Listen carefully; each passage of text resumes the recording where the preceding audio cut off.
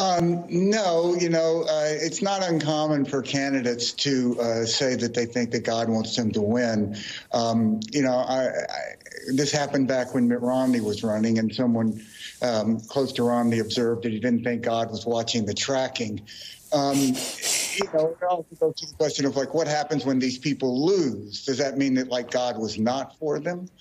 But look, I think there's something here that we really need to talk about, and that's race. The white evangelicals are for Donald Trump, but one of the biggest, strongest groups against Donald Trump are black evangelicals.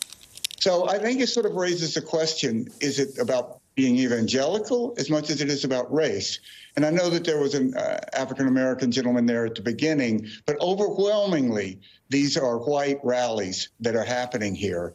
I believe that Trump has always seemed like a televangelist. There's something about him that is sort of a Jimmy Swiker type.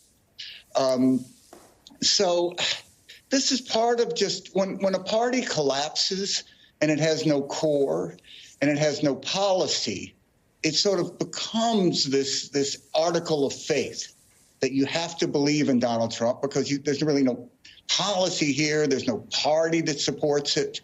And I think this is very typical in autocratic movements. Democrats clearly see this, Stuart, as an opportunity to attract voters because none of this is rooted in truth, especially they think they can get moderate or swing voters.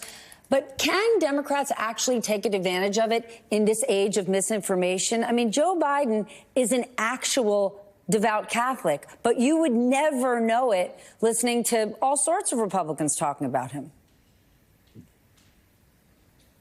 Stuart? Well, look, I think most people are uncomfortable with this. I think that most people find it creepy, majority of people.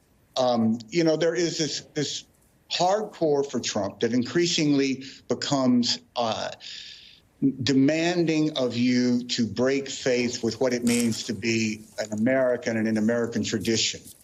If you go back to his announcement, which was in Waco, that was really a declaration of war against the United States as we know it today. And when he opens these rallies with these, not to pledge allegiance to the United States, but these convicts now who are convicted for trying to overthrow the government, when they sing their own anthem, it's sort of a separate world. Now, this has happened with Trump flags versus the American flag.